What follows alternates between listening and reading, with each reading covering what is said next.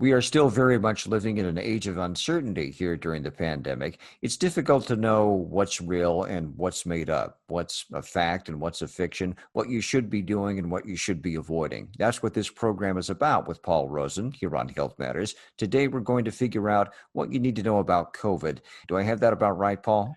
Yeah, it's just a kind of a repeat and repeat on the COVID because right now the media is really, sort of inflaming, or I should say, dramatizing the information, I believe. But in any case, there seems to be more and more um, people coming down with COVID. And so, interestingly enough, my patients have been asking me a lot more questions about it, especially within the last week or so.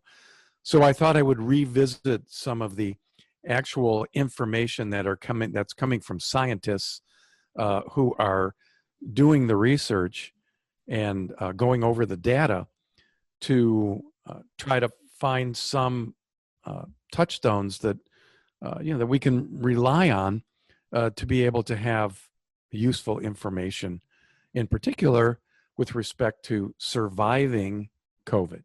What is the best way to survive? Now, I've hit on some of these points earlier, but it's never. I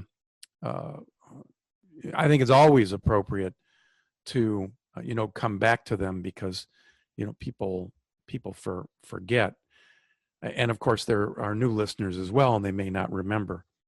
So what we want to start with is the common factors that scientists are noting with respect to COVID survivors and also people who haven't survived. And they've put it together as follows. COVID appears to be hitting people the hardest when they have comorbidity factors. You know what comorbidity factors are, Rob? I'm going to guess that means you have a pre-existing condition. You're already ill, or you have some kind of condition you're dealing with on a chronic basis, diabetes, for Correct. example.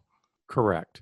So people who are not surviving well are people that have such things as their immune system is compromised in some way. They already have some kind of maybe autoimmune condition. Asthmatics, people who have diabetes, people who have ongoing heart disease, et cetera, et cetera, et cetera. So these are the people that are having a difficult time surviving, and or if they do survive, they struggle dramatically when they're exposed to this virus. So that's number one. Number two, it turns out that people who are struggling and or don't survive specifically have heart preconditions. The one that seems to be predominant is heart arrhythmias, where the heart is irregularly beating already. And we've talked about this many times here on Health Matters, and generally speaking, what the cause for these things are. It's the relationship between thyroid and heart. Thyroid is the timekeeper of the heart. And the second thing that's most important is that people who have not survived show some signs of anemia. The third thing is that people who have not survived show some signs of deficiency of calcium. So, of the three things you've mentioned, Paul, I would think the deficiency of calcium might be the most unknown. How would we know that going in? I'm sure many of us may have that going on and not even be aware of it. Well, blood tests are the way to see at least what your blood concentrations are. But one way to know is, for example, people who get sun poisoning. They get exposed to the sun and develop a itchy rash wherever the skin is exposed. That shows a sign. That shows a sign that the vitamin D and calcium balance are off. Another way, of course, is that you're constantly battling, getting various types of colds or, cold symptoms. But if you want to know, with a little bit more definition, of course, getting some blood work. However, we use, different sets of evaluation in our clinic at AccuNatural Family Healthcare.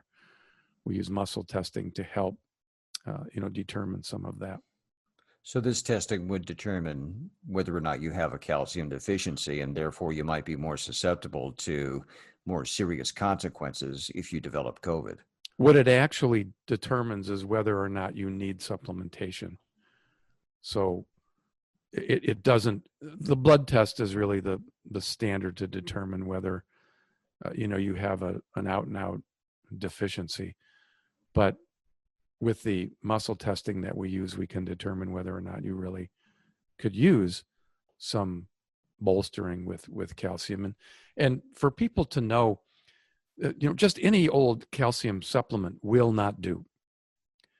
Most of the supplements that you can get in a store are not readily absorbable by the body. So the forms of calcium that would be useful, the best form is calcium lactate is the best form. Well, that's good to know. I think most of us faced with a calcium deficiency or the idea that such a thing could hurt us more if we happen to be exposed to COVID would probably reach right for a supplement, something Another that's easily one, available. yeah, well, it's not easily available. It's easily available from a professional, calcium lactate. Calcium Right. citrate is probably more easily available. But I guess I warn folks to just go on out and start supplementing calcium if you don't have any idea whether or not you really need it, because perhaps too much money is not a problem, but too much calcium in the body could be a problem. So you could overdo it? Definitely. Okay, so I guess that's why you need the guidance of a professional. Even if you're taking the right precautions, you don't want to get too much of a good thing. Definitely. Hey, I was going to say this program is Health Matters with Paul Rosen. It's available on YouTube. You can also find it on Facebook and at Paul's website, accunatural.com, acunatural.com. And if you have other questions or want more information on this or any other topic, get healthy at accunatural.com. That's where you can reach Paul directly. Get healthy at accunatural.com. That's worth saying, don't you think? Yeah, and it's also really important, folks, for you to understand. We used to be on land radio, 15, 16 years and something like that. And we're now going online with the podcast only. Go to the website. If any of this sounds interesting to you, what I do is I help people use safe, natural, and effective methods, strategies of both restoring health and maintaining health.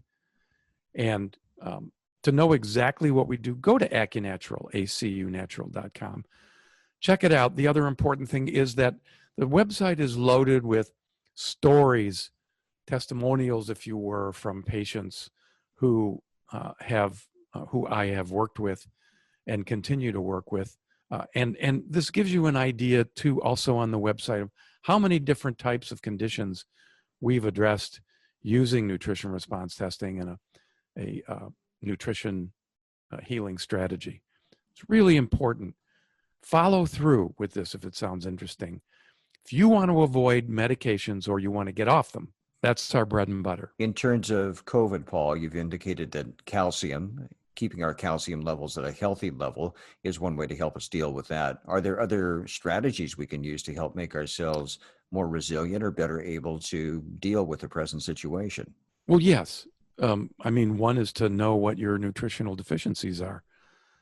And if you're already taking medications or you're suffering from some chronic symptom of some sort, you're definitely dealing with deficiencies. And so, again, just to summarize, so the survivability of COVID, being exposed or getting it, it's like saying I'm never going to get flu. Everybody gets exposed. How your body reacts to it is unique, totally unique. Vaccines do not prevent you from getting the virus. What they do is, for some people, they stimulate the immune system and your ability to survive may be increased. That's not true for everybody that gets a vaccine. And many people have side effects. So it doesn't prevent you from getting the virus, but it may help to survive it. Whereas enjoying your own unique nutritional healing program, right, will absolutely make it more likely that you will be able to survive the COVID virus. Really important, really important. So once again, the summary: if you already have a condition called comorbidity factors, that's a major strike. If you have deficiency of calcium, strike. If you're anemic, strike. If you're suffering from irregular heart rhythms, or if you're taking medications for irregular heart rhythms and your heart with the medication seems to be maintaining a stable rhythm, that's another strike. Really important. Now, the other thing is masks. There's this, chorus of confusion surrounding masks.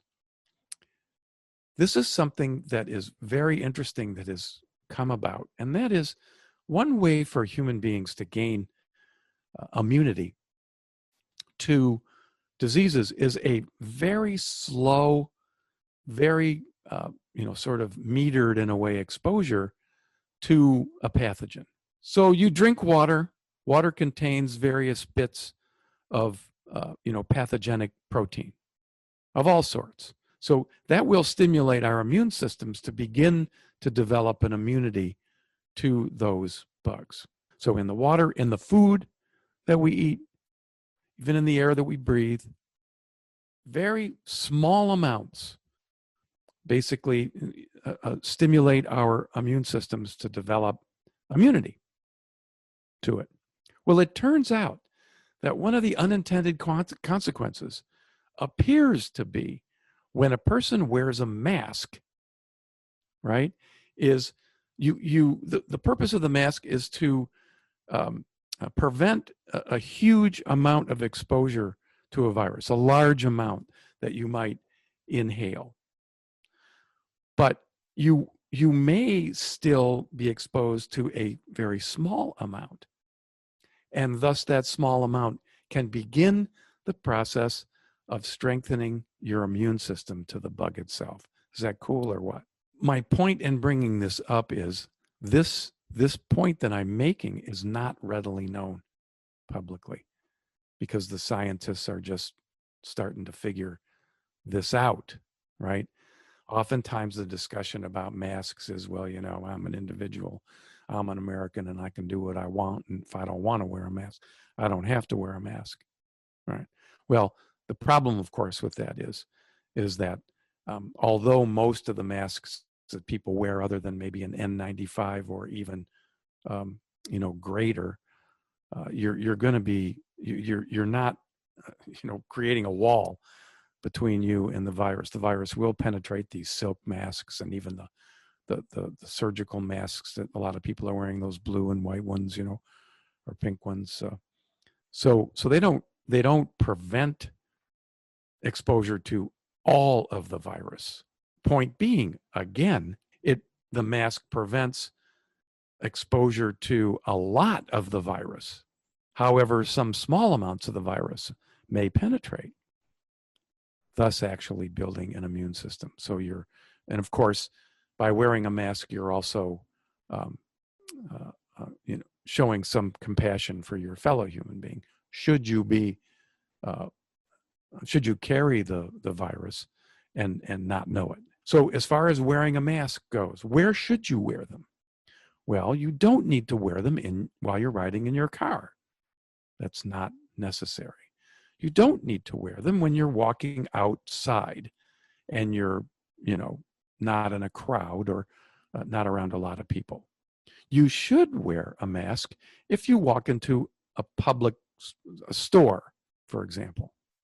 You should wear a mask if you're in a public place. That puts you closer together than the social distancing recommendation of 6 feet. Anybody who wears glasses and is wearing a mask understands completely how much material is being blocked when you breathe. Do you know how? It fogs up their glasses. That's right. And all of that fog is respiratory, um, exhalant. And so that's what you're preventing, exposing people to. So anyway, I hope that this update in COVID serves anybody out there who's listening well. And if you do have any questions, please feel free to email me. Can be gethealthy@AccuNatural or paul@AccuNatural.com, and I'll be happy to address them during the during our next podcast, for next week. And don't forget AccuNatural.com. Really important to learn more about how you can get your own nutritional healing program. And let me say this: people think that they're going to improve their immune systems just by taking a zinc supplement. That's the latest craze right now. Get your zinc up, or by eating your green vegetables.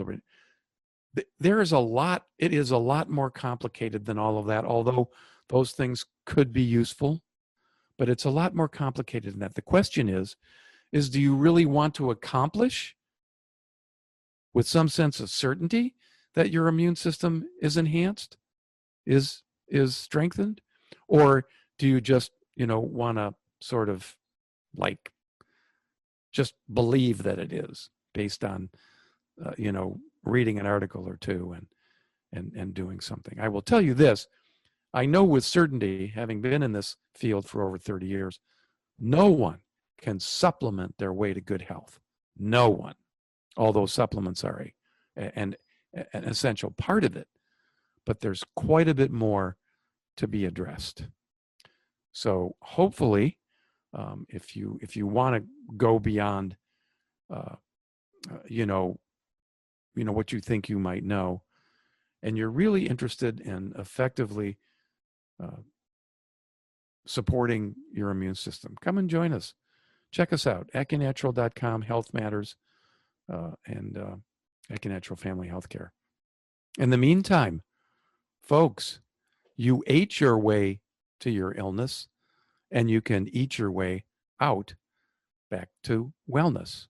Remember, it's the food. Keep yours fresh.